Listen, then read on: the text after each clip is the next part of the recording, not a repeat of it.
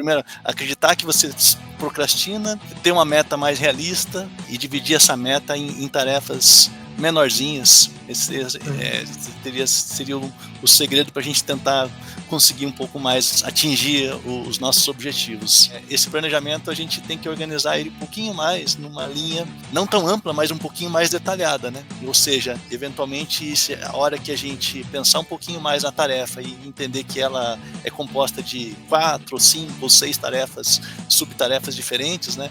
É o pulo do gato que você vai fazer para cumprir aquela tarefa que você tinha energia suficiente para fazer só o 1.1.1.1 do teu relatório, mas você cumpriu o 1.1.1.1 do teu relatório naquela meia hora que você tinha disponível lá para fazer naquele dia, né?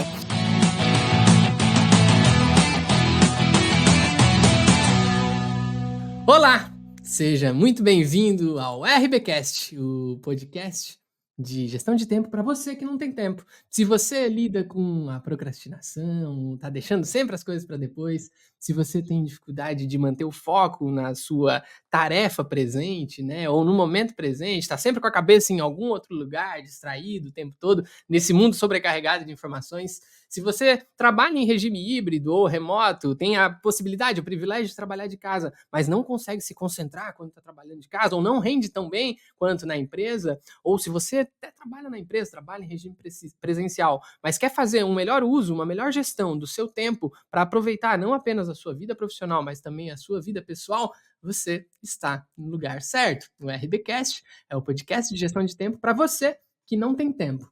Meu nome é Rodrigo Barreto, eu falo aqui dos Estados Unidos, onde trabalho na minha casa, no Texas, em Houston, trabalho em regime híbrido, concilio a minha carreira de engenheiro com a minha carreira de mentor, de produtividade, gestão de tempo, equilíbrio de vida. Tenho mentorados em dezenas de países no mundo inteiro e hoje tenho o privilégio de trazer um desses mentorados aqui para falar com você. Eu estou aqui com um convidado especial, Marcelo Galvão, falando lá do Brasil. E, Marcelo, seja muito bem-vindo. Se apresenta para a galera do RBcast, cara. Boa tarde a todos, pessoal. Sou Marcelo Galvão, falando aqui Estou visitando meus pais aqui, estou falando de Curitiba, aqui no sul do Brasil, né? É um prazer imenso estar aqui participando desse RBcast aqui. Meu primeiro podcast da vida aqui, viu, Rodrigo? Vai ser um pouco cobaia aqui, tá?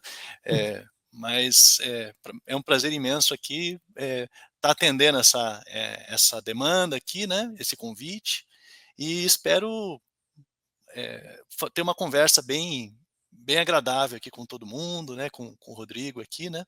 E vamos lá.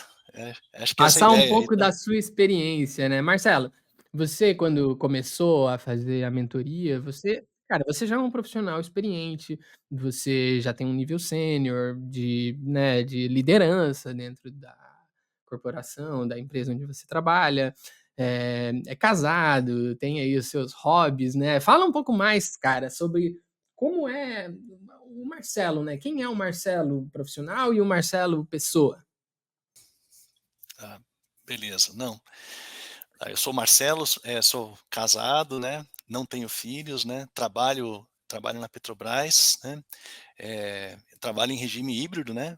Vou 2 vezes por semana até a refinaria, né? Eu ando uma longa distância, né? Eu moro a 70 quilômetros de distância de onde eu trabalho, né? Então gestão de tempo para mim é algo realmente muito importante, né? Porque os dias que eu vou trabalhar presencial, né? Eu gasto pelo menos aí 1 hora e pouco para ir, 1 hora e pouco para voltar, né?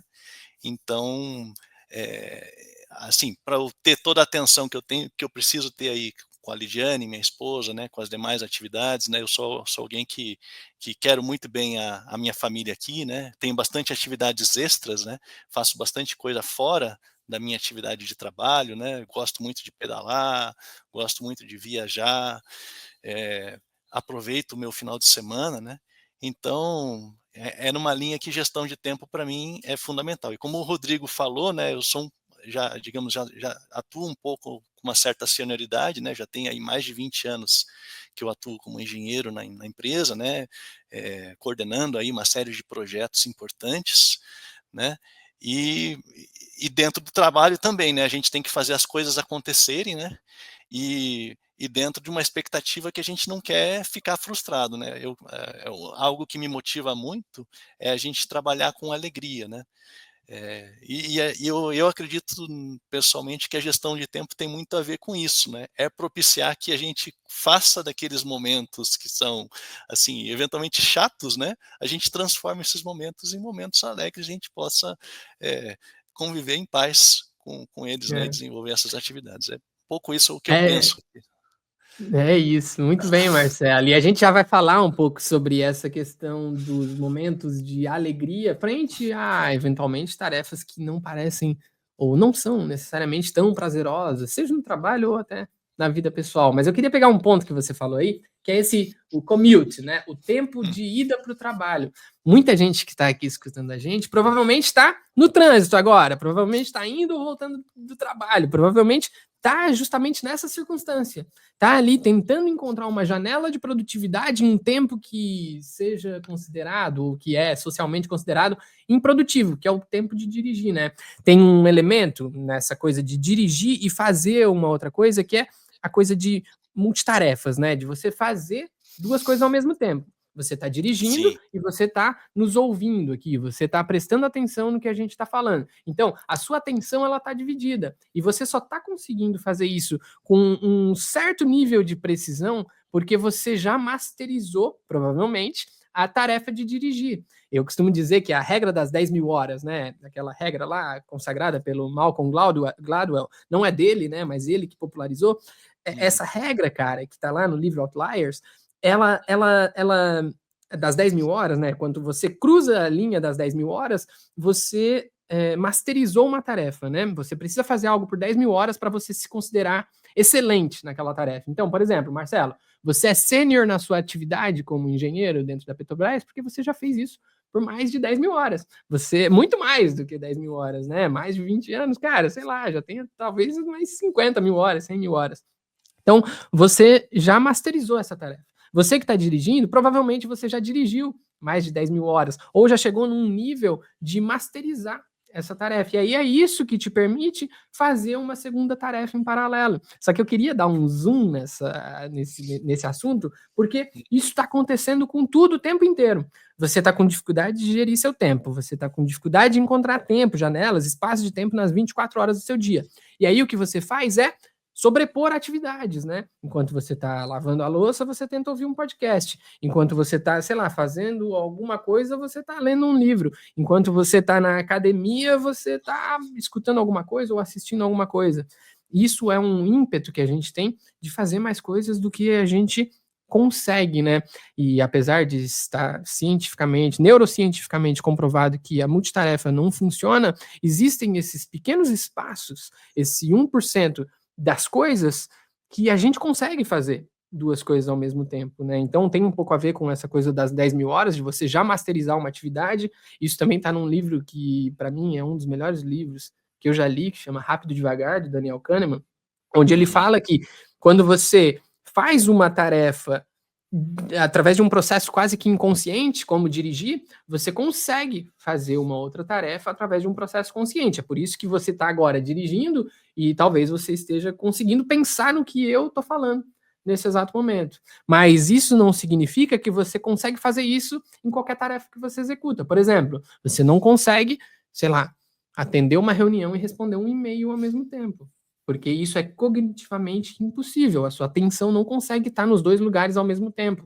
Então, fica aqui a primeira sacada, o primeiro insight para quem está nos ouvindo, para já entender que multitarefas não funciona. Existe um 1% ali onde funciona, só que o problema é que a gente está querendo levar o multitarefa para 99% das tarefas, enquanto a gente deveria focar esses 99% em ser single task. Acho que uma característica sua, Marcelo, e eu vou querer que você fale um pouquinho mais sobre isso, é essa sua capacidade de se concentrar no momento presente, né?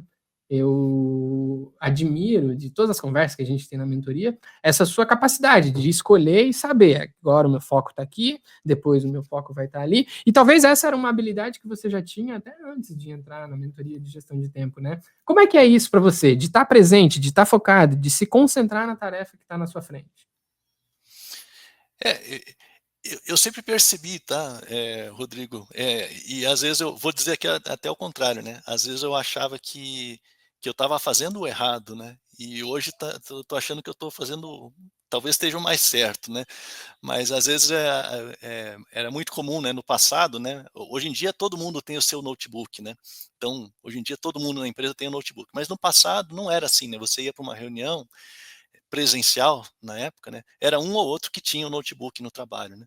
E aí você às vezes percebia aquela pessoa que estava ali de corpo presente na reunião presencial, e eu estou falando de coisas de 10 anos atrás, não estou falando de coisas recentes, né, mas recentes. você via aquela pessoa que estava ali de corpo presente, né, mas ela estava participando da reunião, mas ela estava respondendo e-mail, ela estava fazendo um monte de coisa, né.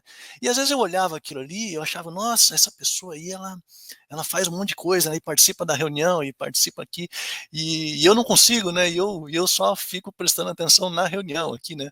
Às vezes eu não consigo nem anotar o negócio aqui, né, de tô tão prestando atenção no que o cara tá falando que eu não consigo nem anotar aqui, né.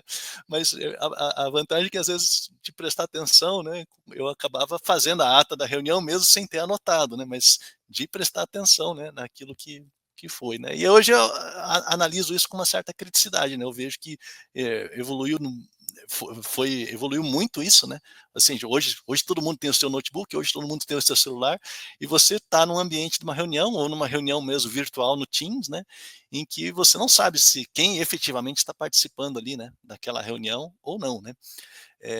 Então um dos fatos que eu venho e eu mesmo, ao longo do tempo, fui começando a ser pego por isso, né, porque é tentador, né, isso que você falou, né, é tentador você começar a fazer mais de uma coisa ao mesmo tempo, né, e quando você vê aquela reunião acabou, e você: "Pô, mas o que que eu tirei, o que que eu produzi dessa reunião efetivamente?" E você fica até com a pergunta, né: "Pô, então eu nem deveria ter participado, né, porque aí talvez naquela tarefa que eu me concentrei mesmo para fazer aqui, eu teria feito ela em menos tempo, ou teria feito ela melhor, né, e porque aquele ruído de fundo também está me atrapalhando, né. Então, no final das contas, nem uma coisa nem outra você fez direito, você não participou da reunião e a tua outra tarefa você delongou mais do que deveria, né. E É um dilema que a gente passa nas empresas hoje em dia, né, na empresa, né, é, e muitas vezes você é inclusive algumas pessoas se sentem, né, obrigadas a participar, né, de certos eventos, de certas é, reuniões, né. E quando na realidade é um paradigma que você ensina muito aqui na tua mentoria, será mesmo? Será mesmo que eu devo participar, né? Assim, é, faça uma análise crítica, né. O que que você vai ganhar estando lá participando, né.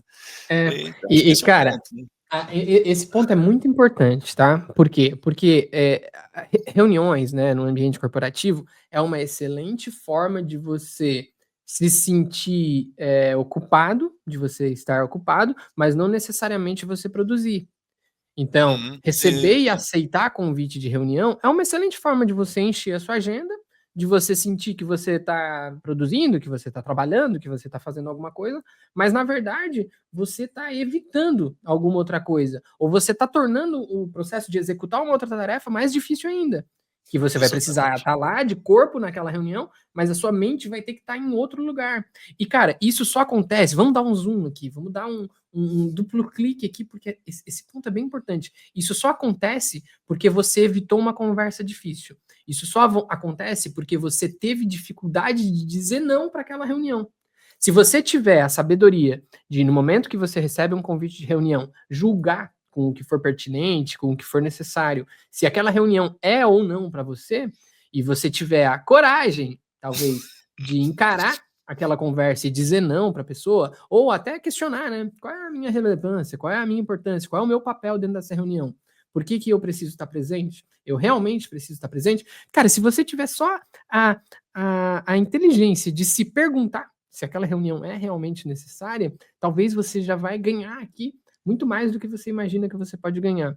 Eu vou, inclusive, recomendar que você pegue o seu calendário da próxima semana, seja em qualquer momento que você esteja escutando isso aqui, a hora que você parar, olha para o seu calendário da próxima semana ou dessa semana e veja se todas as reuniões que estão lá agendadas, pré-agendadas, são realmente necessárias.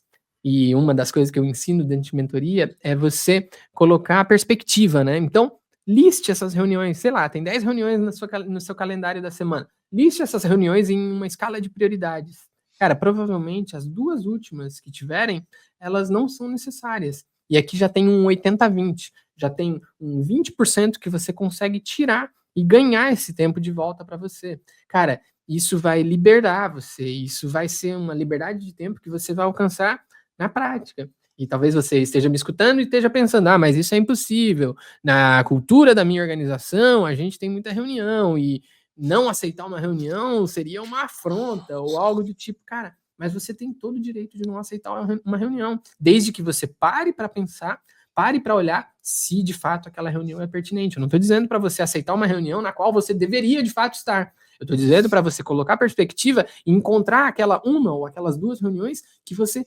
realmente não precisa estar. E aí, quando você faz esse processo de tomada de decisão, você fica muito mais livre para ir para a reunião, né, Marcelo? Porque você sabe que as reuniões que você está indo, você realmente tem que estar lá. E aí, quando você sabe que você tem que estar lá, você não se sente tentado a fazer alguma outra coisa, Sim, né? Eu exatamente. acho que esse é um tópico muito importante. Você já tinha, de certa forma, essa habilidade. Curioso pensar, né, que outrora, né, 10 anos atrás, você enxergava isso talvez como uma deficiência, mas na forma como o mundo tem evoluído, cara, e lá atrás já, cara, a capacidade de você se concentrar, de focar, de estar presente no momento presente, é, cara, é provavelmente excepcional nos dias de hoje. É provavelmente a grande dificuldade da maioria das pessoas que está nos escutando aqui, que a tendência é tentar fazer 2 ou 3 ou até 4 coisas ao mesmo tempo, né. Marcelo, eh, depois que, né, você já identificou isso, com todo o nível de consciência que você tem sobre, como você se comporta no ambiente de trabalho, com mais de 20 anos de carreira, cara, você se conhece no ambiente de trabalho, você sabe como você funciona, né.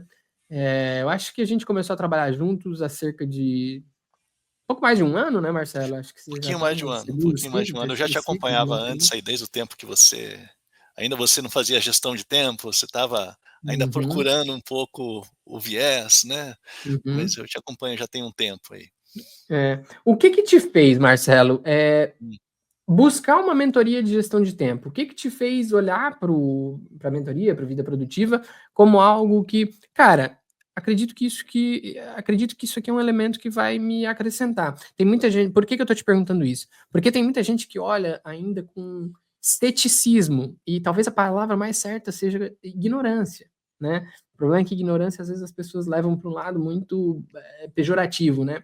Mas é por ignorância, né? Às vezes a pessoa acha que gestão de tempo é algo que ela não precisa. Ah, é só eu fazer aqui. Ah, mas eu preciso de um mentor para me dizer o que que eu tenho que fazer com o meu tempo. Parece uma coisa meio infantil até, né? Mas não, cara. Você vê o Marcelo, um profissional com mais de 20 anos de experiência, com um completo domínio da sua rotina de trabalho, do seu job function, né? Das suas atribuições. Ainda assim, você buscou uma mentoria de gestão de tempo. O que que te fez buscar uma mentoria de gestão de tempo, Marcelo? Eu acredito que desde o período ali da pandemia, né, Rodrigo, talvez tenha sido um divisor de águas no trabalho, né. Então, junto naquele período, foi justamente o período em que as próprias plataformas, né, de tecnologia, a forma como a gente se comunica, a forma mudou muito no trabalho desde então, né. Então assim, a gente até fazia, né, anteriormente a isso, fazia videoconferência, fazia, né, e isso existia, mas assim, não era algo tão enraizado, sobretudo dentro das corporações, né. Eh, então, isso fez com que quando veio essa quebra ali com a pandemia, né, acabou acontecendo aquele fato que eu costumo dizer que a tua agenda não é mais tua, né, ou seja, todo mundo consegue ir lá, né, e olhar a tua agenda e ver a tua disponibilidade, né. Eu costumo comparar, né, num tempo passado, né, voltando a falar um pouquinho de reuniões, né, mas num tempo passado, né, quando alguém precisava fazer uma reunião contigo, a pessoa te telefonava, né, ela gastava um tempo, né, ou te mandava um e-mail, né, para perguntar, né, quando que ia ser. Então assim, até você ter finalmente decidido que ia haver aquele encontro, né, e às vezes você ia ter que viajar, então você tinha assim uma antecedência, né, às vezes você tem as empresas têm restrição de viagens, você tem que marcar com 2 semanas de antecedência, então você tinha assim, bem ou mal, o mundo era, digamos, menos ágil, mas ele fazia você se planejar mais, porque para as coisas acontecerem, você tinha que pensar num negócio que ia acontecer daqui 2 semanas, eu não vou marcar uma reunião daqui 5 minutos com o cara, né. Uhum. Então, isso mudou muito, né. Hoje você marca uma reunião daqui 5 minutos, mas isso não quer dizer que a pessoa vai te atender daqui 5 minutos. Então você tem que entender isso, né, e a outra pessoa também tem que entender isso, né. E isso veio me motivou então a buscar, né, um pouco esse trabalho de gestão de tempo, porque para mim, foi ainda é algo que eu já me acostumei, obviamente, né, mas é algo que mudou muito o paradigma, né, entre uma forma que a gente trabalhava até algum tempo atrás e a forma como a gente trabalha hoje, né. Então, talvez a forma de você agir tem que ser distinta, né, porque você tem que tentar fazer com que as pessoas entendam que elas têm que mesmo essas pequenas coisas têm que ser planejadas, né, você discutir, né, só É. para citar um exemplo de uma coisa que eu fiz aqui, né, até ainda dentro desse meio, né, fiz até recentemente aqui, né, e não gerou impacto nenhum para o meu aliás, só foi bom para o meu trabalho aqui e ninguém reclamou, tá. Mas outro dia eu cheguei aqui, a partir de um determinado momento, das 9 às 11 da manhã eu não atendo assim, eventualmente eu atendo, tá, mas, eu deixei minha agenda sempre fechada, das 9 da manhã até às 11 da manhã, todos os dias, de segunda a sexta. Eh, eu faço reuniões nesses dias, né, mas assim, é algo que a pessoa ela já toma um certo cuidado de falar comigo: "Ó, você pode nesse horário aqui, que eu tô vendo que tua agenda tá ocupada, tal". Então você já cria uma certa barreira, né, Uhum. e aí com base nisso, eu consegui ter essas 2 horas de foco de manhã, das 9 às 11, um horário mais tranquilo em que eu posso desenvolver as tarefas, né, desenvolver as atividades, né. Então É. foi muito com base nisso, tá, Rodrigo? Cara, maravilhoso, né, esse domínio da agenda. Vamos lá, tem 2 pontos que eu quero pegar aqui. Primeiro é essa mudança de cenário, né. Então, cara, a pandemia já foi aí há, sei lá, 3, 4 anos, a gente tá gravando esse episódio agora dezembro de 2024, né, então a gente tá falando de 3 anos atrás. 3, 4 anos, né, 2020, 21 ali. Eh, Aham. cara, e tem gente que até agora ainda não se adaptou. Tem gente que até agora está trabalhando ainda em regime híbrido ou até remoto, e a pessoa ainda não deu um switch, não aprendeu nada com a pandemia, não percebeu essas mudanças e não se adaptou. Então, cara, num mundo fast pace, né, num mundo cada vez mais rápido que a gente está vivendo, cada vez mais ágil, você tem que ser safo para perceber essas mudanças de ambiente e se adaptar conforme. Então, cara, a forma que a gente trabalha, a forma que a gente lida com o trabalho mudou. Esse nível de percepção que você tem sobre, por exemplo, reuniões que antes levavam uma semana para ser agendadas e hoje são agendadas em 5 minutos, cara, é brilhante. Você ter esse nível de compreensão, esse nível de percepção, faz com que você responda mais rápido a esse tipo de efeito externo que você não controla, né? É algo que socialmente a gente começa a mudar. E para você que está aqui ouvindo a gente e você trabalha em regime híbrido ou regime remoto, por exemplo, se você ainda não encontrou uma forma de se adaptar, se você ainda está lidando com esse desafio, né, de eu rendo menos em casa, aí quando eu vou para a empresa eu não consigo fazer direito as coisas, porque daí eu tenho muita coisa para fazer, e aí quando eu estou em casa eu fico muito distraído com família, com... Cara, a mentoria que o Marcelo está falando aqui, o Vida Produtiva, é o ambiente onde eu trabalho com pessoas que estão justamente nessa circunstância, nesse ambiente que você está, de ter dificuldade em gerenciar não só o seu tempo, como a sua energia perante essas mudanças de circunstância, de ambiente, de o que quer que seja a sua circunstância de trabalho, de família, de lazer. Então eu vou deixar, inclusive, no link desse episódio aqui, o formulário de aplicação para a mentoria. Se você tem mais de 10 anos de experiência, se você, na sua profissão, se você trabalha em regime híbrido, em regime remoto, eu recomendo fortemente que você clique nesse formulário e preencha. Leva menos de 5 minutos para você preencher. Foi assim que o Marcelo chegou na minha mentoria até mim, foi assim que eu comecei a conversar com ele, entrevistei ele e que ele entrou na mentoria, e é assim que a gente segue, né? Esse é o primeiro passo. Então, fica aí o recado para você, tá? O link do formulário de aplicação da mentoria tá nesse episódio. Clica aí, em menos de 5 minutos você preenche e eu e o meu time, a gente vai cuidar de você, tá bom? Marcelo, dado o recado aí, para quem trabalha em ambiente híbrido, ou em regime híbrido, em regime remoto, tem esse segundo ponto, que é o ponto do... são mais 2 pontos até, né? Mas essa coisa do you teach people how to treat you, né? Então, você educa as pessoas sobre como você deve ser tratado. Quando você bloqueia a sua agenda, você tá passando uma mensagem para o mundo. Das 9 às 11, eu tô aqui ocupado, né? E, cara, essa mensagem é uma barreira para o mundo, né? Então, o mundo sabe que naquele momento as pessoas sabem que naquele momento você está ocupado. Tem gente que ignora e tem gente que considera, né? Tem gente que pondera naquele momento. Só de você criar essa barreira já ajuda muito. Você está passando uma mensagem para o mundo. Mas tem um segundo ponto aqui que eu queria falar, que é, tem muita gente, cara, que faz isso. Eu tenho certeza que tem gente nos escutando aqui agora que faz isso, mas que não aplica isso, que não respeita isso. Então, quando você bloqueia um tempo para você, das 9 às 11, e qualquer convite chega das 9 às 11 e você aceita, qual é o recado que você está passando para o mundo? Que você não dá a mínima importância para o bloqueio que você coloca na sua agenda. E é isso que as pessoas não param para pensar.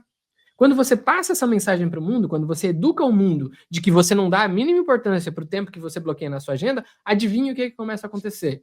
A pessoa se sente completamente à vontade para pegar qualquer momento da sua agenda e usar, porque ela sabe que o tempo que você bloqueou não é importante para você.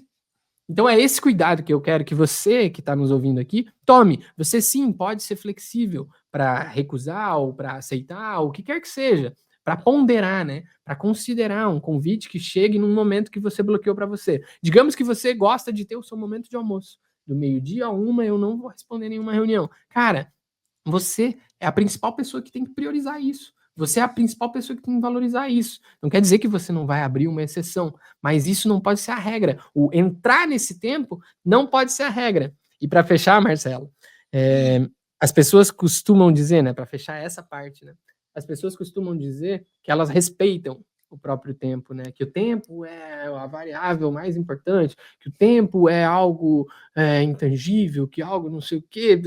Se utilizam de tudo para falar de que o tempo é o recurso mais importante, mais escasso. Tem um monte de frase filosófica linda para falar sobre o tempo. Só que as pessoas não se comportam de forma a respeitar tudo isso que elas pensam ou às vezes até falam.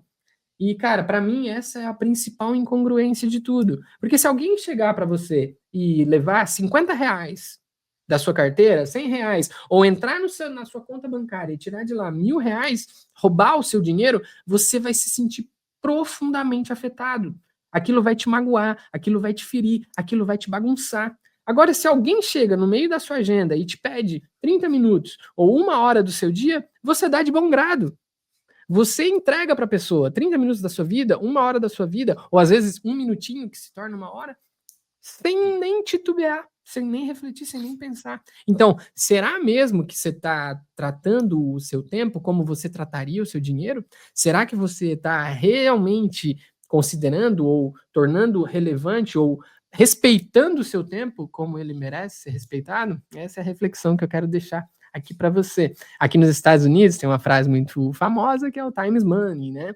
Tempo é dinheiro. Eu diria que tempo é muito mais do que dinheiro, mas você não está respeitando provavelmente o seu tempo como você respeita o seu dinheiro. Se você virar essa chave na sua mente, no seu comportamento, talvez muita coisa comece a mudar para você a partir de agora. Muito bom, Marcelo. Gostei desse exemplo que você deu, né? Dessa circunstância, porque, cara, muita gente passa por isso, de bloquear o tempo. E como que você lida, né? Vamos ver agora. Como que você lida com essas, sei lá, as pessoas que ignoram esse tempo que você bloqueou para você? Como é que você faz esse julgamento, né? De tipo, cara, essa reunião é relevante e vale a pena eu abrir mão do meu tempo para cuidar dessa reunião, ou dessa tarefa, ou dessa urgência que apareceu aqui, e essa não é relevante. Você faz algum filtro? Tem algum tipo de critério que você utiliza para segregar o que realmente importa ou o que não é tão relevante assim? Então, normalmente, né, voltando, né, não é que eu não faço reuniões nesses períodos. Sim, Muitas vezes até eu mesmo agendo reuniões nesse meu horário, sim. que seria o meu horário de foco, né. Mas assim, normalmente vai ser aquilo que realmente estão muito a ver, né, com a minha agenda, com o meu plano da semana, algum assunto que eu preciso resolver dentro do que eu planejei na semana ou dentro daquele dia, né. Então algo que está muito alinhado a isso, né. Porque se for algo que não está alinhado ao meu planejamento semanal, eh, assim, acaba perdendo um pouco o sentido eu estar aceitando essa tarefa, né? Porque assim, se tem a ver com o meu planejamento semanal, é algo natural, assim, se era para eu resolver segunda, ou na terça, ou na quarta, ou na sexta, que seja, era para eu resolver naquela semana, né? Então, sim, é um assunto que tem que ser resolvido, né? Então, eu tendo a aceitar, tá? Mas se é algo que realmente não tem a ver, aí acaba sendo o critério que eu acabo Uhum. relevando, né? E claro, como você sempre diz, né, Rodrigo, tem sempre as urgências, né? Sim. Sempre as É. coisas, né? Algo que vem, algo que o gerente pediu, algo que são coisas que a gente tem que acabar convivendo, né? Claro que o treat eh, You treat teach people how to treat you. how to Uhum. treat you realmente também vale para cima, né, principalmente para cima, Sim, né. sim. Mas às vezes nem sempre você consegue, né, às vezes realmente vem demanda que você tem que a gente não adianta a gente contar o conto do vigário aqui, né, a gente tem que Sim, cara, falar a vida não, certa, né, do jeito que ela é. exatamente, mas é só a vida acontecendo, cara. E Isso. aí que tá, não é porque você não, a gente não pode tratar a exceção como regra, né. Você Uhum. tem um padrão, você tem um default ali, o que seria a sua regra, digamos assim. Mas, cara, exceções acontecem, imprevistos Isso. acontecem, circunstâncias acontecem, urgências acontecem, e a gente não sabe o que vai acontecer no próximo minuto. Então você tem que estar adaptável, preparado para saber se algo saiu um pouco daquilo que Uhum. você tinha previsto, planejado, como é que você vai se comportar, né? Afinal de contas, você não é o que acontece com você, você é como você reage ao que acontece Isso. com você. E isso é a filosofia estoica, né? Uma filosofia que eu gosto de estudar muito de perto. É, cara, é muito importante isso que a gente está falando, é extremamente relevante. É, talvez, sei lá, a principal sacada que a gente pode deixar para as pessoas aqui hoje. E proteger o tempo, né? Eu acho que a palavra é essa, né? Você ser consciente daquele tempo que você protege para você. Não quer dizer que você não vai abrir um espaço, não quer dizer que você não vai ser flexível, né? Mas você ter essa consciência de que utilizar também o seu pico de produtividade, né? Provavelmente das 9 às 11 é um momento que você tem de pico de produtividade. E aí Sim. é um momento que faz sentido você reservar para cuidar das coisas que requerem mais a sua atenção, né. Tem um ponto que você falou aqui que eu queria contextualizar para as pessoas, né. A gente lá na mentoria, a gente fica muito, fica muito fluido essa coisa de a gente falar de planejamento semanal, de a gente falar de plano de vida, porque é o nosso dia a dia, faz parte do método On Page, né. Mas para quem está ouvindo a gente aqui, o Marcelo falou ali: "Ah, se está no meu planejamento semanal, aí eu considero que é importante". Por quê?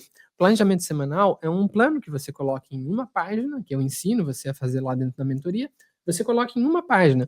E, via de regra, né, a rigor, o que você coloca naquele plano são coisas importantes. Nada que você está planejando não é importante. Se você conhece minimamente uma ferramenta de produtividade, que é a matriz Eisenhower, a matriz Eisenhower ela tem 4 quadrantes.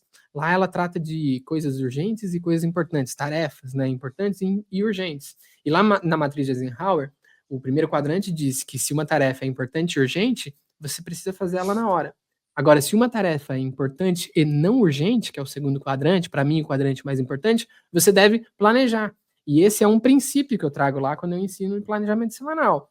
Você faz um planejamento semanal considerando tanto as tarefas de ordem profissional quanto as tarefas de ordem pessoal, e tudo que você coloca ali é importante. Então, para fechar o que o Marcelo falou, se algo chegou para mim e tem relação com aquilo que eu coloquei no meu planejamento semanal, vale a pena eu desprender a minha energia, o meu tempo, para cuidar daquilo, porque está alinhado com algo que eu tinha previsto, com algo que eu tinha planejado. Por isso que é importante planejar, por isso que é importante você antecipar o cenário e saber o que está acontecendo. Isso vai facilitar os sims e os nãos que você dá para os imprevistos que chegarem lá na frente. Marcelo, virando um pouquinho a página aqui, a gente Uhum. falou bastante sobre planejamento. Você tem alguma vitória, algum ahá? Eu sei que tem vários, né, cara, mas tem algum momento, algum fato que aconteceu lá dentro da mentoria, das vitórias que a gente celebra, né, que você poderia colocar um pouco mais de luz e mostrar pra gente, de uma forma prática, como que aquilo aconteceu? Seja algo na sua carreira, seja algo que na sua vida pessoal: "Ah, Rodrigo, eu tive um momento de férias muito positivo, porque foi assim", ou algo na sua carreira, né, algo que aconteceu, sei lá, um reconhecimento ou um elogio que seja, algo que aconteceu e que você atribui a uma gestão de tempo mais eficiente, não só de tempo, mas uma gestão de energia mais eficiente? Tem algo que você consegue puxar da memória aí e compartilhar com a gente? Tá. Eu acho que eu vou trazer se me permite, talvez eu traga um pouquinho um depoimento que eu fiz em uma das nossas Claro, mentorias com aí. certeza, por favor. É, eh, eu me lembro que, eu vou citar um contra-exemplo, tá, mas é algo que me digamos, que me deu um aprendizado muito grande aí, que acho que vale a pena a gente divulgar, tá. Eu ia sair de férias, eh, algum tempo atrás aí, eu ia sair de férias, tá, eu tinha já uma viagem planejada, a gente ia lá para Monte Verde e tal, tudo mais aí. Só que eu estava na semana anterior às minhas férias, eu estava meio gripado, meio resfriado, mas daquele jeito assim, querendo terminar tudo que eu tinha para terminar, né, aquela expectativa, né, "Ah não, vou deixar o trabalho limpinho, deixar tudo zerado aqui para eu sair de férias sossegado", né, e acabou que eu naquela situação meio resfriado, melhorei, de repente achei que eu podia dar um gás e eu tornei a piorar, né. Eh, Veja só, né, e eu fui até o final da sexta-feira, a partir da segunda-feira eu estava de férias, aí cheguei na sexta-feira um bagaço, né, e não achei que valia a pena eu perder tempo para ir no médico, por ir no pronto-socorro que o fosse, né. Não obstante a isso, né, chegou no final de semana, era feriado de Páscoa. Eu aceitei, né, a minha esposa, a tia dela estava lá em São Paulo, tal, e tinha um convite para ir lá no almoço, aceitei, né, falei: "Pô, eu podia ter falado para ela: 'Ó, vai você, eu não vou, vou para o hospital, vou'". Acabou que a gente acabou indo, né. Fomos lá, no final das contas ela pegou uma intoxicação alimentar, né, no que ela acabou comendo, né, e no fim, na segunda-feira estávamos eu e ela, né, indo para o hospital, né, e eu cancelando a minha viagem, porque realmente o que que aconteceu? Eu piorei muito, né, aí depois passou o final de semana, me deu uma crise de sinusite, né, eu fiquei muito ruim e aquelas férias de uma semaninha que eu tinha tirado, eu só fiquei de férias, mas eu fiquei em casa, né, eu e ela em casa, né. Então assim, claro que, foi ao acaso, né, ela também ficou doente, mas assim, aí eu fico no meu pensamento, né, mas e se, digamos, e se ela não tivesse ficado doente, né? A gente teria ido lá e, digamos, aí eu teria cancelado a viagem e ela teria perdido também, porque ela perdeu as férias dela também, né. Mas assim ela perdeu por causa de mim ou por causa dela? Não, por causa de nós 2, mas obviamente ela poderia não ter ficado doente, foi ao acaso, né. Mas eu não fiz o meu trabalho, né, eu não fiz o que eu devia ter feito, né, se eu tivesse respeitado os meus limites naquela semana, né, que eu não consegui produzir direito, porque eu estava trabalhando doente, né, não respeitei os meus próprios limites, se eu tivesse, me cuidado melhor, eu teria terminado aquilo que fosse possível de ter sido concluído, né, e teria tirado as minhas férias normal e teria voltado mais descansado. Não, no final das contas eu não ganhei nada com isso, né, no final das contas Uhum, eu ainda perdi as minhas férias, né. Então o viés que eu queria colocar aqui, né, a dica, né, que eu queria colocar é no sentido da gente não querer ser o Superman, né, da gente respeitar os nossos limites, né, eh e sobretudo a gente cuidar da nossa saúde, né, que acho que se a gente cuidar da nossa saúde, a gente vai poder aproveitar muito melhor o nosso tempo, né, o que você faria em 7 horas, você vai fazer em 2 ou você vai fazer em 3, né, e, hum, aquilo que a gente comenta, né, da gente, praticar esporte, né, praticar atividade física, né, tudo isso na realidade numa mesma balança você vai conseguir conciliar as coisas e você vai ter uma vida mais produtiva no trabalho também, né, essa é a hum, ideia, né, na realidade você não vai conseguir ser mais produtivo no trabalho trabalhando mais tempo, né, hum, pelo contrário, você vai conseguir ser mais produtivo no trabalho se você conseguir, eh dosar melhor outras atividades, né, que te desatrelem daquela questão, né, que te liberem a mente e que te permitam ter uma vida mais equilibrada, né. Isso que é um contexto um pouquinho diferente aí, talvez não seja de conquista, tá, Rodrigo, mas é um Não, pouco de mas aprendizado, é mas é um do sentido. exemplo muito pertinente, cara, porque, cada vez mais a gente tá vendo as pessoas confundirem performance com overwork, né, com estresse ali. Então você já está numa situação de estresse, o seu rendimento está menor e você acredita por alguma coisa que você tem que dar um gás a mais, né. É quase como se, sei lá, sua gasolina estivesse acabando ou a bateria do seu celular estivesse acabando e você quisesse se comprometer de entrar numa ligação e dar um jeito de, sabe, e de ficar 1 hora naquela ligação com 1% de bateria. Então, é assim, inclusive, que muitos casos de burnout, por exemplo, acontecem, né? A pessoa já está Uhum, numa situação de estresse, a imunidade está mais baixa, a pessoa está mais vulnerável, e aí o corpo e a mente estão dando sinais, e a pessoa negligencia, né? Ela ignora, ela finge não ouvir, só porque tem uhum, as férias, só porque alguma coisa que vai acontecer no final de semana e a pessoa não quer parar, e ela não quer abrir mão, e ela não quer deixar de curtir. A gente está cada vez mais encorajado a viver 24 horas por dia, 7 dias por semana, no máximo, né, no pico da nossa, do desfrute, no pico da nossa execução, no pico da nossa performance, e isso é contraditório do ponto de vista de produtividade, né? Produtividade não é você fazer mais coisas. Produtividade é justamente o contrário. É você ter menos coisas para fazer. E quando você aprende a ser seletivo sobre aqui vale a pena eu colocar energia, aqui eu vou abrir mão de ir nisso, aqui eu vou dizer não para isso, porque não faz sentido com um plano de longo prazo que eu tenha, ou porque isso pode atrapalhar as minhas férias, seja o que quer que você possa pensar, né? Que a Lidiane, se a gente não fosse no almoço, talvez ela não pegasse, sei lá, você pode criar um monte de circunstâncias para justificar aquilo acontecendo, ou pode até colocar no universo, em Deus, né? Impedindo vocês de irem nessa viagem. Mas, cara, o bottom line aqui tem a ver com essa gestão da sua energia, né? Com você olhar a circunstância, olhar o seu nível de energia para encarar aquela tarefa. Aliás, essa é uma das coisas que mais faz as pessoas procrastinar. Não ter esse recado é importante para você que está nos ouvindo. Se você lida com a procrastinação, provavelmente você tem um desbalanceio na compreensão do que é uma tarefa para você e a quantidade de energia que você tem para suprir aquela tarefa. Se a tarefa que você tem à sua frente é maior do que a quantidade de energia que você tem para suprir aquela tarefa, ou seja, se você tem uma reunião de 1 hora para atender no seu celular e você tem 1% de bateria para atender aquela reunião, você não vai conseguir superar aquela tarefa. E você não vai conseguir superar aquela tarefa, o fato de você não conseguir faz com que você procrastine.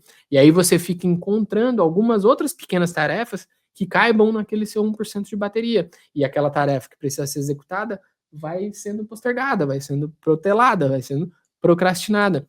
Então, ter essa compreensão do tamanho percebido da tarefa versus a quantidade de energia que você tem para superar aquela tarefa é algo importante. No exemplo do Marcelo, tem a ver com a quantidade de energia dele não está suficiente para a quantidade de tarefas, ou não só o volume, mas a intensidade das tarefas que eram requeridas numa véspera de férias, né?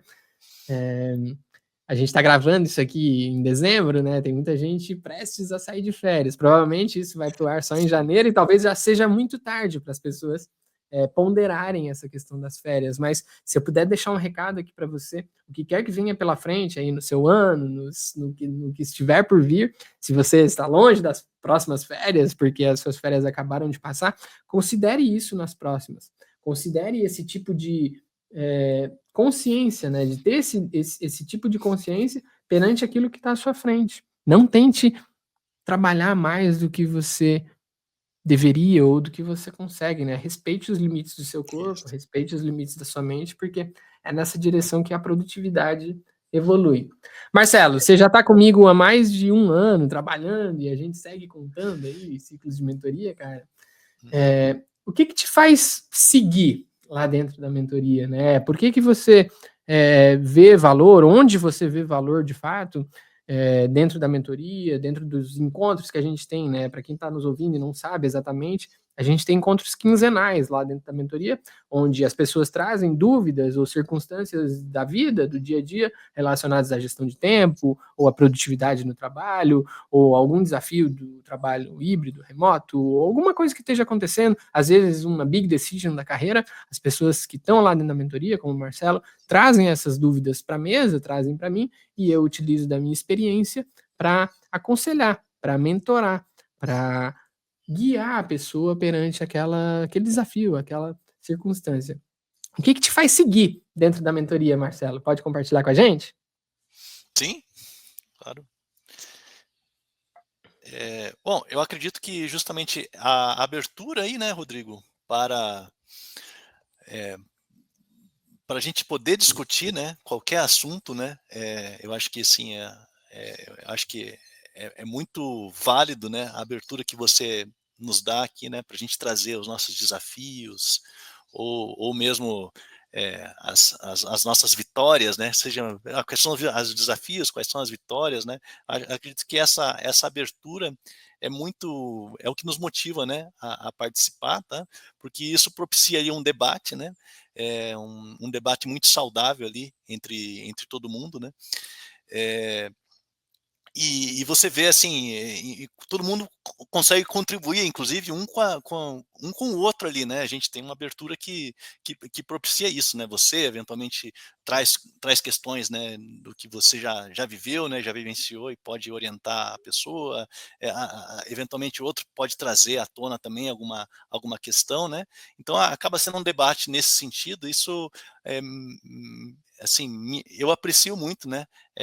Tá podendo aprender um pouco, né, com o que que o que que também acontece, né, com a vida dos outros, né, o que que também, porque eu não sou o dono da verdade, né, você não é o dono da verdade também, né, acho que acaba sendo um exercício, né, da gente tratar isso, né, dessa humildade, né.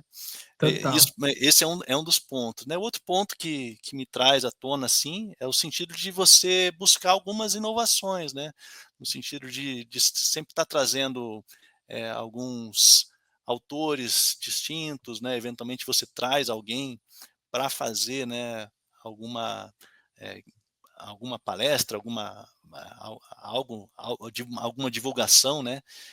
Me lembro de recentemente você até trouxe a questão do lado direito do cérebro, né, para a gente também dar uma reforçada, né. Acaba sendo que, não sei se o fato mas grande parte dos teus mentorados acabam sendo muito da área de engenharia, né. Não sei se pelo viés de você ser engenheiro de materiais, não sei, as pessoas procuram pelo LinkedIn e tal, mas, acaba concentrando muita gente dessa área, né, ou das pessoas mais analíticas, né, que acabam usando muito o lado esquerdo do cérebro, né. E para mim, me marcou muito, né, só para citar um exemplo, mas aquela que Aham. você trouxe, eu não me lembro o nome do autor, tá, O eh, Paolo, professor Paolo, um o abraço professor para ele. Paolo, né, que você trouxe para a gente assistir aquela, até o se eu fosse te recomendar alguma coisa, né, acho que a gente deveria até exercitar um pouco mais a respeito aprofundar um pouco mais a respeito daquele assunto, tá, que eu acho que Hã. isso desvirtua um pouco, né, a nossa linha tão analítica, né, da gestão do tempo e eventualmente a gente possa conseguir alguns resultados bastante positivos também. É. É. E spoiler pra você, tá, vai ter mais do Paolo aí no comecinho do ano, tá. Ele Ah, vai é? vir mais vezes aí. A gente já tá conversando sobre fazer, mas, pra quem tá aqui ouvindo a gente e não tá entendendo direito, o Paolo, ele é um mentor que eu tenho, em que ele trabalha a integração do hemisfério esquerdo e hemisfério direito do cérebro, né. A gente tem um hemisfério esquerdo muito racional, às vezes, muito desenvolvido, principalmente no hemisfério ocidental, do planeta, né. A gente trabalha muito essa coisa analítica, essa coisa de colocar racionalidade, né? E muitas vezes o lado mais artístico acaba ficando um pouquinho mais atrofiado, né? O Marcelo falou ali dos engenheiros, dos analíticos, que acabam sendo mais atraídos, né, pela similaridade da profissão, eu acredito, apesar de que lá na mentoria a gente tem engenheiros, tem arquitetos, tem médicos, tem, cara, gente de outras profissões também, é, tem essa similaridade que acaba fazendo com que as pessoas que são da engenharia, que têm essa característica em comum, né, acabam sendo mais atraídas e acabam se sentindo bem ali, né? E eu conheço muito esse universo, né? Então, o fato de eu saber exatamente o que é o universo de uma grande organização, como funciona um ambiente corporativo, como funciona a flutuação da carreira de um engenheiro, seja um engenheiro que queira crescer carreira Y, como eu cresci tecnicamente, ou um engenheiro que queira migrar para a área de business, por exemplo, como a gente tem gente lá dentro que vai para a parte de gerência, de direção, eu sei como funcionam esses meandros, né? Então, acredito que acaba ajudando muito as pessoas nesse sentido de decisões relacionadas à vida profissional. E aí tem outros overlaps, né? Que são, por exemplo, pessoas que encontram, sei lá, valores semelhantes, como o equilíbrio de vida, a própria gestão de tempo, ou circunstâncias familiares parecidas, pessoas que moram fora do país e têm, às vezes, filhos e não têm rede de apoio, estão distantes de família e de amigos. Enfim, tem várias similaridades que acabam atraindo as pessoas para dentro da mentoria. Então, se você tem algum tipo de similaridade, seja pela engenharia, ou seja por morar fora do país, ou seja por ter uma configuração familiar, valorizar a família, valorizar o equilíbrio, talvez, provavelmente, a mentoria Vida Produtiva, é o ambiente para você. E aí, esses 2 pontos que você falou, Marcelo, para a gente trazer como um contexto aqui para as pessoas, o poder do grupo, né, cara? O poder do ambiente. Eu, como mentor, dentro da mentoria, a mentoria tem uma relação vertical quando eu ensino alguma coisa, quando eu passo algum determinado conhecimento, quando eu trago algum conhecimento que eu tenho e que eu tô ali ensinando as pessoas e que eu tô usando a minha experiência para orientar, para guiar, para mentorar alguém. Mas ela também tem essa horizontalidade quando a gente traz para a mesa algum assunto que, sei lá, a dúvida de alguém, o desafio de alguém que eventualmente eu não sei, porque eu não passei, por exemplo, algo que eu não vivi, mas que eventualmente o Marcelo viveu, ou que eventualmente alguém viveu. Então eu sempre deixo esse espaço aberto, né? E o grupo é muito poderoso por isso, né? Tem gente que às vezes quer a mentoria individual e, cara, eu faço mentoria individual também e faço mentoria em grupo, tanto como mentor quanto como mentorado. E, cara, ambos têm as suas particularidades, mas se tem uma coisa que o grupo tem de poderoso, é essa coisa de tocar nos pontos cegos, né? Tem coisas que você não tá vendo na sua rotina, tem coisas que você não tá vendo no seu dia a dia, e que quando uma pessoa traz, acaba botando luz em algo que você não perceberia sozinho, nem com a ajuda do seu mentor. Então, ter essa multi-personalidade, né? Esse ambiente onde mais pessoas podem falar, trazer e comunicar e trocar experiências é muito positivo. E aí o segundo ponto, que é esse fato de trazer um olhar de fora, né? Eu sou muito atento a ouvir o que os meus mentorados estão buscando, demandas, dores, anseios, desafios que eles estão lidando. E eu sou muito pé no chão de saber que nem todas as respostas eu vou ter. Então, por exemplo, se eu sinto que o grupo está indo numa direção em que o foco, por exemplo, é uma dor, e foco é algo que eu, enquanto mentorado, estou trabalhando, é algo que eu estou buscando evoluir, por que não trazer uma pessoa que seja especialista nesse assunto para falar para o grupo, né? Ou, por exemplo, quando eu trago alguém para falar sobre valores ou sobre autoconhecimento, ou quando eu penso, né, coisas que eu penso aí para vocês para 2025, em trazer alguém para falar sobre liderança, por exemplo, ou até alguém para falar sobre felicidade, que seja, cara. São tópicos que são vivos lá dentro da mentoria, né? E que me estimulam a buscar não só as respostas que estão dentro de mim para vocês, seja no meu próprio autodesenvolvimento, de melhorar, de evoluir e poder dar a resposta que vocês precisam, mas também ir lá fora, né? Ir para o mundo e ver quem é que tem talvez aquela resposta mais rápido, mais pronto, ou até com um nível de experiência muito maior que o meu para dar para vocês. Eu gosto muito, cara, de coordenar esse ambiente, né, de mentoria e sigo aí, continuo fazendo. Marcelo, olha só, a gente se propõe aqui ao RBcast ser um podcast para quem não tem tempo, né? Então, a ideia é que a gente seja direto ao ponto, que a gente ofereça insights, que a gente ofereça ideias práticas, que a pessoa possa sair daqui e aplicar e possa ter uma sacada que valeu, né? Uma sacada que paga, né? Algo que a pessoa parou, ouviu e, cara, isso aqui faz sentido. Seja qualquer coisa que a gente falou aqui hoje, planejamento semanal, da própria gestão de tempo, do próprio poder do grupo, algo de carreira, enfim. Para a gente fechar, Marcelo, eu gostaria que você deixasse um recado para aquela pessoa. Imagina que tem alguém agora escutando a gente, tem alguém do lado de lá, tem alguém dentro do carro, tem alguém lavando a louça, tem alguém em algum momento da vida, da sua própria circunstância, que está escutando a gente e que está pensando assim, cara, mas eu não tenho tempo nem para ouvir esse podcast, não tenho tempo nem para fazer isso, eu não consigo. Por onde eu começo? Sei lá, que dica, que luz que você pode colocar, ou que dica que você pode deixar para alguém que não sabe nem qual é o primeiro passo, não sabe nem o que fazer amanhã. A pessoa está lá se sentindo sobrecarregada, um monte de tarefa profissional, com um monte de compromisso, agenda lotada de reunião, a esposa falando, o marido falando, um monte de coisa para fazer e a pessoa não sabe por onde começar. Recado que você deixa com a sua experiência para essa pessoa, para a gente finalizar. Bom, o primeiro ponto aí, Rodrigo, para dividir um pouquinho em alguns pontos aqui, tá, mas o primeiro ponto é, assim, para a gente até dar uma refrescada em todo mundo, né, esclarecer que todo mundo procrastina. Todo mundo. Eu sou um grande procrastinador aqui, né, de tudo e um monte de coisa aqui, né, então a gente reconhecer primeiro essa questão é um ponto de partida bem interessante, né, e se você for ver o cara mais eficiente do mundo, com certeza ele procrastina um monte de coisa, né, da vida dele, né.